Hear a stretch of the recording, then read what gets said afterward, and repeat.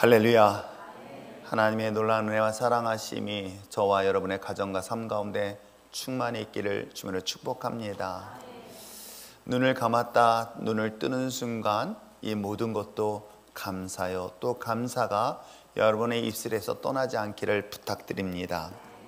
지난 시간 우리는 예배에 대해서 살펴보았습니다. 인생에 있어서, 삶에 있어서 가장 중요한 우선순위, 그것은 예배라고 말씀을 드렸던 것 기억하시나요? 그 예배 속에 가장 소중한 가치가 있다고 한다면 바로 십자가의 은혜고 그 십자가에 대한 믿음일 것입니다. 그것을 영과 진리라는 그런 두 가지 단어로 우리가 예배에 대한 정의를 내리고 있지만, 영과 진리는 결국 예수님의 십자가요, 또한 십자가의 은혜로 말미암아 우리가 이 자리에 섰음을 믿음으로 고백하는 것이 예배가 아닐까 생각하기에, 그 예배는 그 십자가의 은혜 때문에 최고의 것으로 최선을 다하여 드리는 것이 예배다라는 것을 잊지 마시기를 부탁드립니다. 예배의 삶의 승리는 곧 인생의 승리라는 것 또한 잊지 마시기를 부탁드립니다. 그런데 그 예배에 대하여 내가 최선을 다하여 최고의 것을 드린다 한다면 과연 그것이 무엇일까? 그 단어가 감사가 아닐까 생각해 봅니다. 사랑하는 성도 여러분, 내가 하나님 앞에 받은 은혜에 대하여 최선을 다하여 드려지는 삶의 예배, 그것이 감사함으로 고백할 수 있는 저와 여러분 되시길 부탁드립니다. 그래서 그 감사는 최고의 것으로 최선을 다하여 드려야 할 것입니다. 오늘 특별히 우리가 함께 읽었던 시편 50편 23절의 말씀을 주목해 보시기를 바랍니다. 감사로 제사를 드린 자가 나를 영화롭게 한다 하였으니 그 행위를 옳게 하는 자에게 내가 하나님의 구원을 보이겠다라고 성경은 말하고 있습니다. 이 본문의 원문을 좀 더 직역을 한다면 이런 뜻인 것입니다. 감사로 제사를 드리는 자는 감사로 제물을 드리는 자라는 원문의 단어와 똑같습니다. 즉 제사와 제물은 같은 것입니다. 그러므로 감사로 제사를 드리고 제물을 드리는 것은 감사로 예배를 드리는 것과 동일한 관점으로 해석해도 큰 무리 없는 해석일 것입니다. 감사함으로 제물을 드렸습니다. 감사함으로 예배를 드렸습니다. 그러한 자가 어떠한 자냐면 그가 나를 영화롭게 한다라고 이야기하고 있습니다. 그 영화롭게 한다는 것은 이 감사로 예배를 드린 자가 하나님을 영광스럽게 할 것이다 라고 이야기를 하고 있는 것이죠. 감사함으로 제사를 드렸습니다. 감사함으로 제물을 드렸습니다. 감사함으로 예배를 드렸습니다. 그 예배를 드린 자가 하나님을 영광을 드러낼 것이다 라고 성경은 분명히 기록하고 있습니다. 그러면서 오늘 성경에 더 이야기하기를 뭐라고 이야기하고 있습니까? 그 행위를 옳게 하는 자라고 이야기를 하고 있어요. 자, 그러면 그 행위를 옳게 하는 자가 어떤 뜻이냐면 올바른 길을 가고자 하는 자라는 단어가 원문에 직역된 해석이기도 합니다. 자, 그러면 이 본문을 다시 한번 해석해 본다면 감사하는 마음으로 예배를 드리는 자는 하나님의 영광을 드리는 것이고, 그 하나님의 영광을 드리는 자는 그것이 곧 올바른 길을 가고자 하는 자, 이렇게 이야기하고 있는 거예요. 그래서 23절의 이야기는 감사함으로 하나님께 예배를 드리는 자, 감사함으로 제사를 드리는 자, 제물을 드리는 자는 하나님의 영광을 올려드리는 자이고, 그 영광을 올려드리는 자는 옳은 길, 바른 길을 가고자 하는 자라고 이 짧은 본문을 통해서 소개하고 있고요. 그 결과가 어떻습니까? 하나님의 구원을 그에게 보이시겠다라고 이 본문은 기록하고 있는 것입니다. 사랑하는 성도 여러분, 저와 여러분이 이 자리에 설 수 있는 것 또한 하나님의 은혜고 감사하며 고백하며 나올 수 있는 여러분 되시길 바랍니다. 내가 드려진 이 감사의 예배가 하나님의 영광을 드러낼 것입니다. 그 영광을 드러내는 자를 통해서 하나님은 우리에게 옳은 길, 바른 길로 인도함을 받게 될 줄 믿습니다. 그 옳은 길, 바른 길로 인도함으로 인하여 진정한 하나님의 구원의 역사가 여러분 삶의 아름다운 열매로 반드시 나타나게 될 줄 믿습니다. 그렇다면 저는 오늘 본문을 통해서 지난 한 해를 돌아보고 저의 인생을 돌아보며 또한 25년이나 목회 기간을 돌아보면서 세 가지의 감사하는 방법을 생각해 보았습니다. 이 세 가지 방법 중에 첫 번째는 뭐냐면 because, 어찌 보면 하나님의 은혜 때문에, 어떤 결과 때문에 감사하는 경우를 보게 되어지죠. 아니, 성경이 그런 사례를 상당히 많이 보게 되어집니다. 어떤 결과에 따라서 우리는 하나님 앞에 감사. 근데 여러분 어떻습니까? 어떤 결과에 따라서 감사하는 것은 모든 사람들이 동의하며 당연한 것 아닐까라고 생각하지만 결코 그렇지 않습니다. 어떤 좋은 결과를 가져다 주었는데도 불구하고 여러분 뜻밖에도 세상에서는요, 그 은혜를, 그 받은 그 결과물에 대하여 감사하지 않는 사람들이 더 많은 것 여러분 아십니까?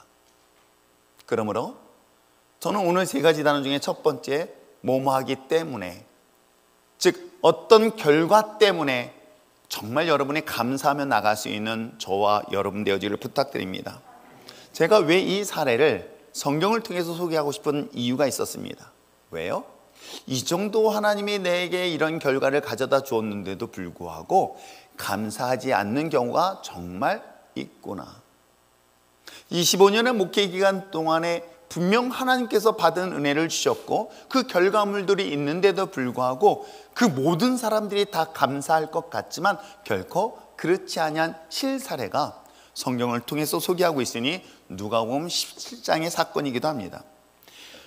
누가복음 17장 11절에서 19절의 내용은 어떤 내용이냐면, 예수님께서 예루살렘을 가기 위하여 사마리아와 갈릴리 그 사이길을 지나가는 과정에서 한 마을을 지나게 됩니다. 근데 그 마을은 지명으로 정확히 기록되지는 않았지만 한 가지 신기한 사건이 등장하지요. 왜냐하면 이 마을의 이름은 특정하지 않았는데 거기에 살고 있는 사람들을 주목하게 됩니다. 왜요? 예수님을 지나가는데 가까이 오진 못했습니다. 그러나 먼 발치에서 예수님을 향하여 불렀습니다. 선생 예수여 라고 부르고 있는 거예요. 선생 예수여, 우리를 구원해 주세요 라고 외치고 있는 거예요. 선생 예수여, 나를 치료해 달라고 외치는 소리가 한 명의 소리가 아니라 자그마치 10명의 소리가 울렸던 것이죠. 그들은 누구일까요? 바로 나병 환자였던 것이에요. 그렇다면 특별히 당시 2000년 전의 유대인의 환경과 상황 속에 있다고 한다면 이 나병 환자들은 결코 정상적인 사람들 공동체에 있을 수 없었기에 그들은 그 공동체 무리 속에서 외곽진 곳에 있었던 사람임에 틀림없었고, 그것이 한 사람이 아닌 여러 사람들이 마을을 이루고 있었던 것을 본다면 대충 어떤 공동체의 마을인지를 상상해 볼 수 있을 것입니다. 특정하게 10명이라고 얘기했지만 숫자상으로 정확히 10명인지는 알 수 없으나 한 가지 분명한 것은 많은 사람들이 그곳에 지나가는 예수를 향하여 외치고 있었던 것이죠. 예수 선생이여, 지금 우리가 나병으로 인하여 고통을 당하고 있습니다. 문둥병으로 인해 피를 흘리고 있고 고름이 터져나오고 있으니 나를 고쳐 주시옵소서라고 외치는 그 소리에 예수님은 그냥 지나가지 않았습니다. 그 소리를 듣고 주님은 그들을 향하여 주목했습니다. 그러면서 뜻밖의 주님께서 주문하셨던 것은 예수님의 이름으로 내 이름을 명하노니 너의 병이 나을 것이다 라고 말씀하지 아니하셨습니다. 너의 갖고 있는 그 질병의 몸을 가지고 제사장에게 찾아가서 너의 몸을 확인하라고 주님께서 그들에게 명령을 하죠. 이 말을 들었던 그 10명의 그 나병 환자는 예수님의 말씀에 따라서 제사장을 향하여 가던 중 놀라운 기적의 사건이 일어납니다. 어떤 일이 일어났습니까? 놀랍게도 10명이 그들이 다 취염의 경험을 하게 되어지죠. 이런 기적 같은 경험을 했습니다. 여러분, 나병이라는 것은 과거 2000년 전이나 지금이나 여전히 해결되지 않는 불치의 병이라는 것을 이미 너무나 잘 알고 있는 병인데 예수님의 그 말씀 한마디에 순종하여 제사장을 향하여 가는 순간 그들은 다 취염을 받았습니다. 여러분 어떻습니까? 만약에 여러분의 현대의학으로 칠 수 없는 치료가 불가능한 그런 불치의 병이 의사의 진단에 의하여 여러분이 판정을 받았다고 한다면 여러분 그 마음은 어떨까요? 그런데 놀랍게도 그 예수님의 말씀을 붙잡고 기도하였더니 나음을 받았다? 이건 더 충격적이고 더 감격적인 일은 아닐까요? 그렇다면 당연히 그 받은 은혜를 받은 사람이라고 한다면 반응은 당연히 어떻게 나타나야 될까? 감사, 당연한 것이겠죠. 그런데 그 10명의 나병 환자의 가운데서 유일하게 한 사람만이 예수님을 향하여 달려왔고 하나님의 영광을 돌리며 예수님 앞에 무릎 꿇고 감사한 이야기가 오늘 성경 속에 기록되어져 있습니다. 한번 볼까요? 우리 누가복음 17장 말씀을 함께 보려고 합니다. 자, 누가복음 17장 17절 말씀.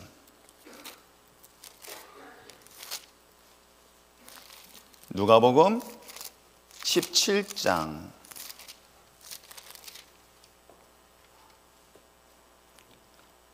16절의 말씀 먼저 보겠습니다. 16절과 17절 말씀을 보겠습니다. 같이 읽겠습니다. 시작. 예수의 발 아래에 엎드려 감사하니 그는 사마리아 사람이라. 예수께서 대답하여 이르시되 10사람이 다 깨끗함을 받지 아니하였느냐? 그 9은 다 갔느냐? 어디 있느냐라고 질문을 하고 있는 거예요. 10명의 문둥병자, 나병 환자, 예수님이 말씀하신 그 말씀 한마디에 모든 사람이 치료함을 받았습니다. 그런데 이방이라고 이야기하는 이 사마리아 한 사람만이 예수님을 향하여 엎드려 감사하며 이야기하고 있는 이 대목을 주목해 보시기를 부탁드립니다. 분명 9사람도 치유함을 받았습니다. 고침을 받았던 것이겠죠. 그런데 뜻밖에도 감사하며 고백하는 사람은 딱 한 사람. 결국 이 사람은 주님께서 말씀하시기를 그 감사로 인하여 너의 구원이 너를 구원하여 너의 믿음이 너를 구원하였다라고 하면서 그를 돌려보내는 장면으로 이 본문은 끝을 내리고 있습니다. 저는 이 말씀을 묵상하면서 because 뭐뭐뭐 때문에, 하나님이 내게 받은 은혜 때문에, 내게 주신 축복 때문에, 내게 기도한 응답 때문에 감사하는 것이 당연한데도 불구하고 놀랍게도 모든 사람들이 다 그렇지 않구나. 오히려 내게 하나님이 주신 은혜를 받고 감사하는 걸 잊어버릴 뿐만 아니라 불평하고 원망까지 하는 경우는 혹시 없지는 않을까. 감사하지 않는 것 떠나서 오히려 불평하고 있는 우리들의 모습이 있다고 한다면, 사랑하는 성도 여러분, 한 해를 돌아보며 이 추수감사, 아니 어찌 보면 우리 인생의 마지막 추수의 순간에 이른 그 순간에, 그래, 그 많은 것 가운데 하나님이 나를 구원하시고 나에게 많은 은혜의 축복을 주신 것 때문에 감사하며 나갈 수 있는 저와 여러분 되시기를 부탁드립니다. 가장 기본적인 그 감사에도 감사할 수 있는 저와 여러분 되어지기를 부탁드립니다. 자, 그런데 뭐뭐하기 때문에 감사하는 것만이 있지는 않습니다. 오늘 성경의 많은 사건 중에, 사례 중에서 특별히 그럼에도 불구하고 감사하는 사람이 있습니다. Nevertheless. 이 nevertheless라는 단어는 그럼에도 불구하고 감사하다는 거예요. 이 그럼에도 불구하고 감사하다는 사례를 성경을 통해서 찾아봤는데 그 중에 대표적인 인물이 다니엘이란 인물을 찾게 되었습니다. 믿음의 삶 속에서 하나님의 보호하심, 인도하심, 그 응답하심에 대한 감사의 고백은 당연한 것으로 볼 수 있습니다. 그러나 믿음으로 삶을 살아가는 과정에서, 내가 믿음으로 살겠다고 결단하는 과정에서, 때에 따라서는 사명이라는 직분을 감당하는 과정에서 오는 많은 고난과 어려움의 순간을 맞이할 때가 있습니다. 자신의 신앙을 지키기 위해서, 자신의 믿음을 지키기 위한 고난의 순간, 그 고난의 순간에도 감사할 수 있을까? 이게 바로 그럼에도 불구하고에 대한 감사의 신앙의 모습은 아닐까요? 고대 근동, 당시 예루살렘을 중심으로 해서 이 고대 근동의 가장 강력한 패권을 가졌던 바벨론이란 왕의 느부갓네살, 그는 가장 강력한 권력을 가졌을 뿐만 아니라 불을 간직했던 왕이기도 합니다. 그곳에 이스라엘은 멸망을 당하였고 포로로 끌려가서 그야말로 비참한 삶을 살고 있었으나 그 가운데서 왕의 꿈을 해석함으로 인하여 인정을 받고 왕의 특별한 총애를 받았으며 당시 이방인의 나라였던 바벨론의 총리까지 올랐던 입지전적의 인물 다니엘을 우리는 주목하게 됩니다. 그런 특별한 능력을 가지고 왕의 총애를 받았지만, 그러나 여러분 어떻습니까? 총애를 받으면 받을수록 이방인 출신의, 그들 입장에서는 이방인이고 그들의 입장에서는 포로 출신인 거예요. 신분으로 미천한 거예요. 미천한 그들이 왕의 특별한 총애와 사랑을 받고 있으며 총리라는 자리까지 올랐으니, 다니엘을 보는 또 다른 총리와 다른 관리들은 그들을 원수처럼 보는 건 당연한 것일 것입니다. 그래서 그의 부족한 점, 그의 어떤 약점이 무엇일까 찾다 보니까는 딱 하나가 발견된 거예요. 그럼 매일같이 하루에 3번을 자신의 고향 예루살렘 성전을 향하여 창문을 열고 예배를 드리는 것, 기도하는 것을 보게 된 거예요.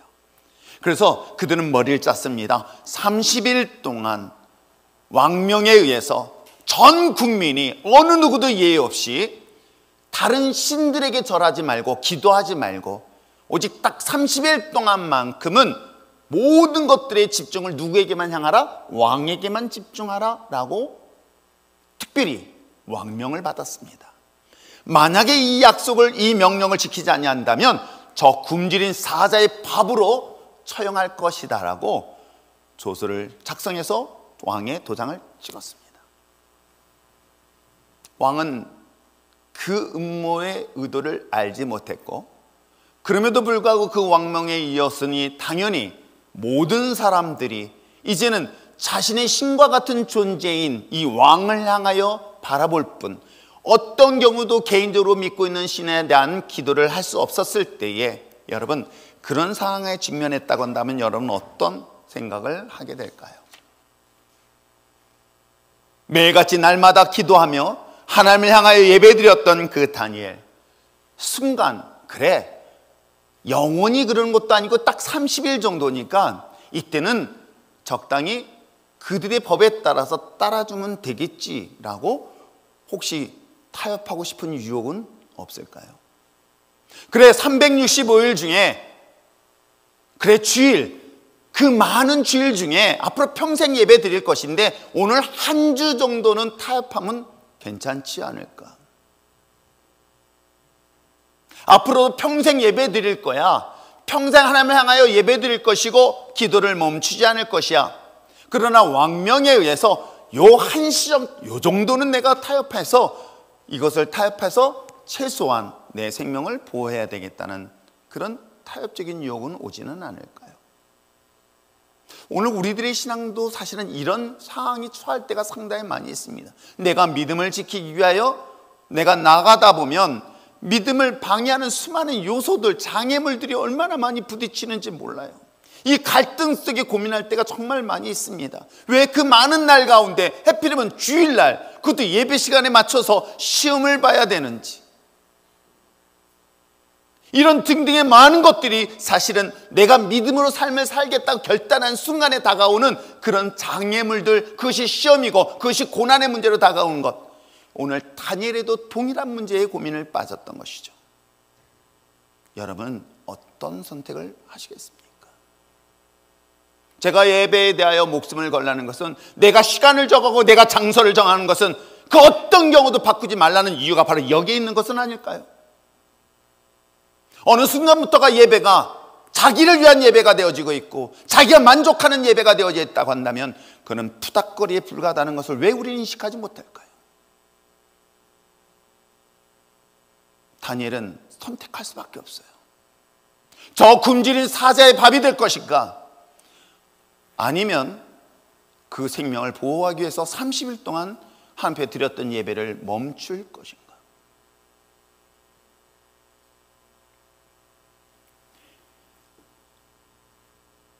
다니엘서 6장 10절의 말씀을 함께 볼까요? 다니엘서 3장 10절을 올려주시길 바랍니다. 자, 함께 읽겠습니다. 시작.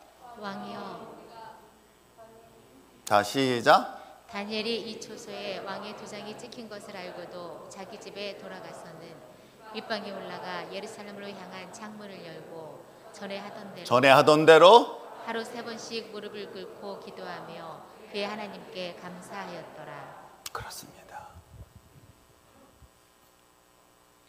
왕의 조서에 한다면은 마땅히 자기는 죽음을 당해야 될 상황일 것입니다. 그러면서도 불구하고 하나님께 예배드렸습니다. 그런데 끝단어에 뭐라고 그래요? 감사하고 있다는 거예요. 그럼에도 불구하고 자신의 생명이 위협을 당하는 상황 속에 있을지라도 그럼에도 불구하고 감사하는 그 다니엘을 주목해 보시기를 바랍니다. 감사할 조건을 방해하는 그 상황에 있을 때, 아니 감사보다는 오히려 핍박과 고난과 고통의 상황이 눈앞에 있음에도 불구하고 그럼에도 불구하고 감사하는 이 다니엘의 고백을 주목해 보시기를 바랍니다. 물론 그 결과 굶주린 사자의 밥에 하나님의 은혜 가운데 그를 보호하는 것을 경험했습니다. 사자의 입을 막아서 다니엘을 보호했습니다. 정반대로 자기에게 음모를 깨했던 그들은 오히려 사자의 밥이 되었습니다. 그리고 왕의 특별한 총애를 받으며 인정을 받으며 그를 형통하게 되었던 것을 성경에 결론적으로 이야기를 하고 있습니다. 사랑하는 성도 여러분, 어떤 좋은 결과 때문에 감사하는 것 당연한 것인데도 불구하고 감사하지 못했던 것을 한번 돌아보시길 바라며, 하나님 내가 그렇기 때문에 감사하는 것, 더 나아가서 내가 주신 직분, 내게 주신 예배 자리에 비록 그 어떤 환경에 어려움이 있을지라도, 어려움을 당하는 것이 눈앞에 있을지라도 그럼에도 불구하고 감사의 자리로 나올 수 있는 저와 여러분 되시길 부탁드립니다. 마지막으로는 그리 아니하실지라도 감사할 수 있을 바랍니다. 이 그리 아니하실지라도는 단어를 여러 개 찾아봤더니 한 단어 짧게 기억할 것을 만들어 보니까 마땅하지 않아요. 근데 if not이라는 단어를 보게 됐어요. 만약 아닐지라도, 만약에 그렇지 아니한다 할지라도 우리가 감사할 수 있는 신앙, 무엇 때문에 어떤 결과 때문에 감사했던 우리들, 그러나 내가 직분을 감당하기 위하여 설령 그것이 어떤 대가를 지불하더라도 그럼에도 불구하고 감사할 수 있는 그 신앙을 떠나서 이제는 그리 아니하신다 할지라도 감사하며 나갈 수 있는 저와 여러분 되시길 부탁드립니다. 그것이 다니엘의 세 친구의 모습으로 등장하고 있죠. 사드락, 메삭, 아벳느고. 맹렬한 풀무불에 던지움을 당하는 상황에 있었을 때에 그들의 고백을 주목해 보시길 바랍니다. 다니엘서 3장 17절과 18절의 말씀을 볼까요? 방송실. 자, 읽겠습니다. 시작. 왕이여, 우리가 섬기는 하나님이 계시다면 우리를 맹렬히 타는 풀무불 가운데에서 능히 건져내시겠고 왕의 손에서도 건져내시리이다. 그러나 18절. 그렇게 하지 아니하실지라도 왕이여, 우리가 왕의 신들을 섬기지도 아니하고 왕이 세우신 금신상에게 절하지도 아니할 줄을 아옵소서. 아멘. 기도에 대하여 하나님의 응답하시지 아니하신다 할지라도 때에 따라서 내가 하나님의 나를 도우시고 나를 보호하시고 나의 생명을 건져주실 분이십니다. 그러나 그렇지 아니하고 내가 비록 저 풀무불에 타 죽는다 할지라도, 그렇게 되지 아니한다 할지라도 나는 하나님 한 분으로 감사합니다라고 고백하고 있는 이 다니엘의 세 친구의 기도를 들어보시길 바랍니다. 우리의 기대, 전혀 다른 결과 속에서도 감사하며 나갈 수 있는 저와 여러분 되시길 부탁드립니다. 이유가 뭐 때문일까요? 그것이 바로 하나님 때문 아닐까요? 바로 예수 그리스도 때문에 감사할 수 있는 건 아닐까요? 그 어떤 대가를 지불해도 그리스도로 말미암아, 예수로 말미암아 그 한 분만으로 나는 감사합니다라고 고백할 수 있는 저와 여러분 되시길 부탁드립니다. 주님 한 분만으로 비록 세상에 우겨쌈을 당하고 고통을 당하고 죽음을 당하도 주님의 십자가의 은혜 하나만으로도 나는 족합니다라고 하는 그런 감사는 세상 그 어떤 누구도 그를 감당할 수 없다는 사실 여러분 아십니까? 우리 일주일의 신앙의 공동체, 그렇습니다. 하나님이 우리에게 은혜를 주신 것 때문에 감사하며, 그럼에도 불구할 뿐만 아니라 설령 주님이 나에게 어떤 결과와 어떤 대가를 지불하더라도 그러지 아니한다 할지라도, 내가 기도한 것에 대한 반대 응답을 한다 할지라도, 내가 기대한 것에 정반대의 결과가 나의 삶을 다가온다 할지라도 그리 아니하신다 할지라도 감사하며 나갈 수 있는 저와 여러분 되시길 부탁드립니다. 한 해를 돌아보면서, 아니 25년을 돌아보면서, 아니 저 인생 전체를 돌아보며 하나하나의 모든 것들이 감사한 것은 결과 때문이 아닙니다. 제가 응답을 받았기 때문에 감사한 것이 아니라 여전히 부족한 것 많지만, 그래서 응답되지 않은 것일지라도 저는 주님 한 분만으로 족합니다. 이러한 고백이 우리 모두의 고백이 되어지기를 소망합니다. 다시 한번 시편 53편 우리 23절의 말씀을 함께 읽어볼까요? 자, 시편 50편 23절 읽겠습니다. 시작. 감사로 제사를 드리는 자가 나를 영화롭게 하나니 그의 행위를 옳게 하는 자에게 내가 하나님의 구원을 보리라. 아멘. 25년은 한순간같이 찰나처럼 지나갔습니다. 그리고 앞으로 5년 10년 또한 찰나처럼 지나갈 것입니다. 지금 이 시간, 지금까지 인도하신 것에 때문에 저는 감사합니다. 그러나 만족할 만한 상황, 이 부족한 상황에 있음에도 불구하고 여전히 나에게 주신 이 직분, 내 사명에 감사하여 그럼에도 불구할 수 있는, 감사할 수 있는 저와 여러분 되시길 부탁드립니다. 그리고 더 나아가서 비록 저의 기대와 저의 소망이 이루어지지 아니한다 할지라도 그럼에도 불구하고 저는 주님 앞에 감사할 것입니다.